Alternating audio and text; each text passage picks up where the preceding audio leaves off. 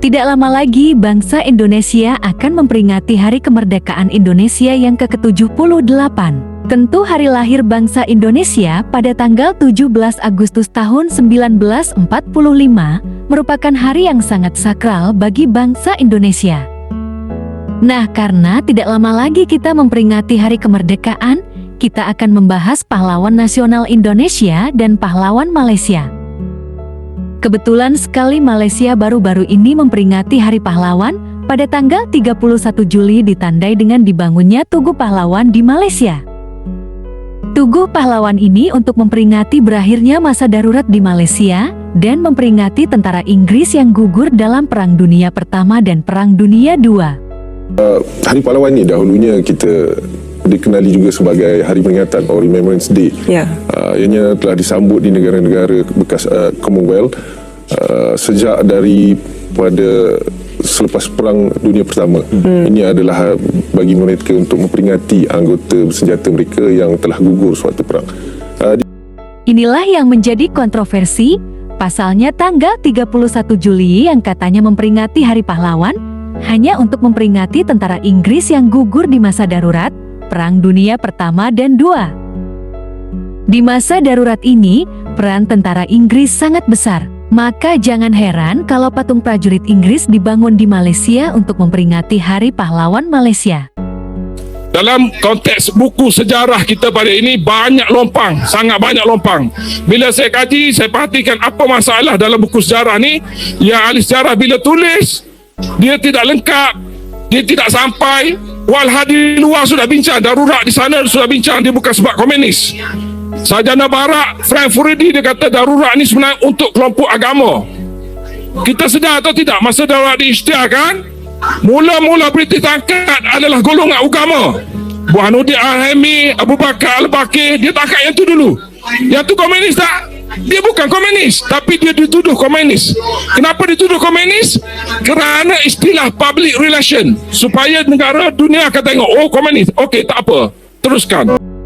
Adapun Hari Pahlawan Indonesia untuk mengenang pertempuran melawan tentara Inggris di Surabaya, Hari Pahlawan Indonesia diperingati pada tanggal 10 November.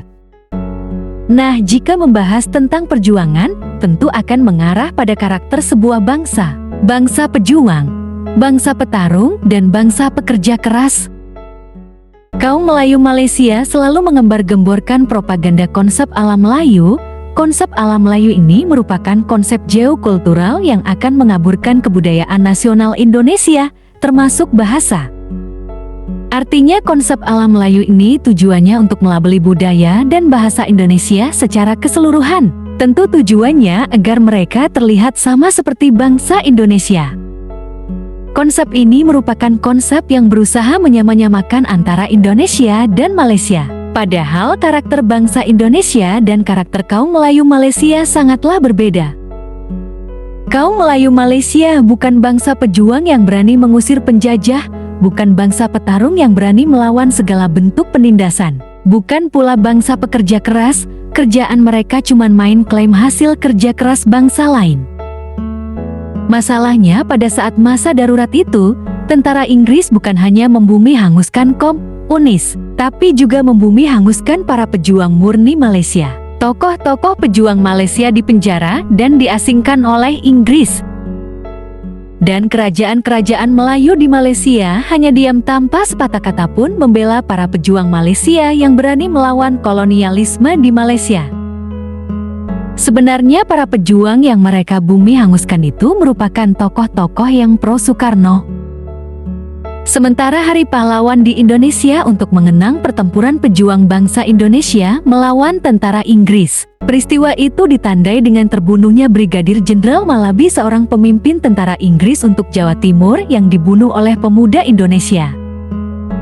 Mendengar hal itu, pihak Inggris marah. Rick Carden, pengganti Jenderal Malabi, mengultimatum pihak Indonesia pada tanggal 10 November tahun 1945 agar patuh pada administrasi nikah. Beliau juga mengancam akan mengempur kota Surabaya dari segala sisi, darat, laut dan udara apabila Indonesia tidak menaati perintah.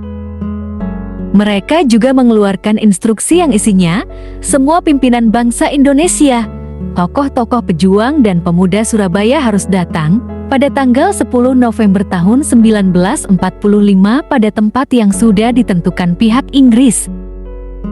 Namun mereka pikir bangsa Indonesia bisa semudah itu takut pada penjajah. Para pimpinan bangsa Indonesia dan tokoh-tokoh bahkan pemuda Surabaya tidak menanggapi ocehan Inggris itu.